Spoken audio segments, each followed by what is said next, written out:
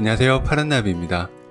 일본 전자제품 기업의 대명사로 통하던 소니는 한때 워크맨이라는 이름으로 한국에서도 엄청난 인기를 누렸지만 시간이 지날수록 잊혀져가는 기업이 되고 있습니다. 물론 여전히 전자제품을 출시 중이고 엑스페리아라는 이름으로 스마트폰까지 생산하고 있지만 스마트폰의 세계 시장 점유율이 저조한 가운데 일본 내 판매량에서도 조금씩 경쟁력을 잃어가는 상황입니다. 이를 두고 소니의 스마트폰 사업 영역은 사형 선고를 앞둔 상태라며 조만간 철수할 것으로 내다보는 의견이 많았습니다. 하지만 업계의 전망과 달리 소니는 며칠 전 적자가 이어지는 스마트폰 사업을 회복시킬 비장의 카드라며 신제품을 소개하고 나섰는데, 세로로 길게 제작된 화면 비율을 통해 영화관 같은 화면으로 영상을 집중해서 시청하기 좋고, 화면 위쪽에서 영상을 시청하는 동안 아래쪽에선 SNS 등 다른 기능을 동시에 활용할 수 있다는 장점을 갖췄다고 발표했습니다.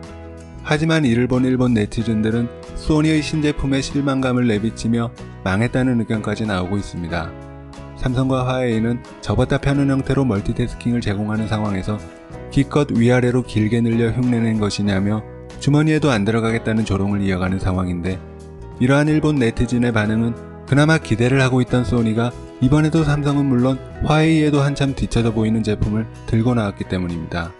세계 스마트폰 시장이 삼성과 화웨이, 애플 순으로 점유율을 보이는 상황에서 일본 내 스마트폰 점유율은 애플이 절반에 가까운 48% 수준이고 뒤를 이어 소니가 15.6%를 차지하고 있습니다.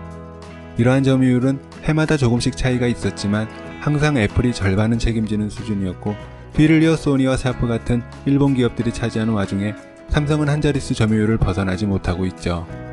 이러한 점유율 현상은 일본 통신사의 전략이나 낮은 요금제를 비롯해 다양한 원인이 있겠지만, 전자한국의 자존심이 추락한 일본인의 감정이 자신들의 자리를 빼앗은 한국 제품에 호의적이지 않은 것도 이유 중 하나입니다. 세계 시장에서 미미한 존재감을 보이는 소니와 샤프 스마트폰이 일본에선 나쁘지 않은 수준으로 활약하는 점이나, 자국 스마트폰에 대한 실망감이 유독 애플 제품으로만 쏠리는 모습만 봐도 알 수 있는데, 이러한 심리는 스마트폰뿐만 아니라 다양한 가전제품에서도 나타나는 상황이죠. 이러한 상황에서 일본의 기대를 한몸에 받는 소니가 세상에 없던 디자인이 등장하며 변화가 일어나는 스마트폰 시장에서 멀티태스킹 화면 같은 세계의 변화를 기존 제품과 차이 없는 수준으로 흉내내고 있으니 다시 한번 실망감을 느낀 것인데, 경쟁업체와 같은 일을 하는 것이 아닌 지금까지 축적한 기술로 소니만의 특별함을 내세워 싸워나가겠다는 소니 모바일 커뮤니케이션즈 사장의 발언에 우익에게나 통할 전략이라며 쓴소리를 내는 것도 자존심에 상처 입은 일본의 실망감이 묻어나오는 모습입니다. 오늘 파란나비가 준비한 소식은 여기까지입니다. 시청해주셔서 감사합니다.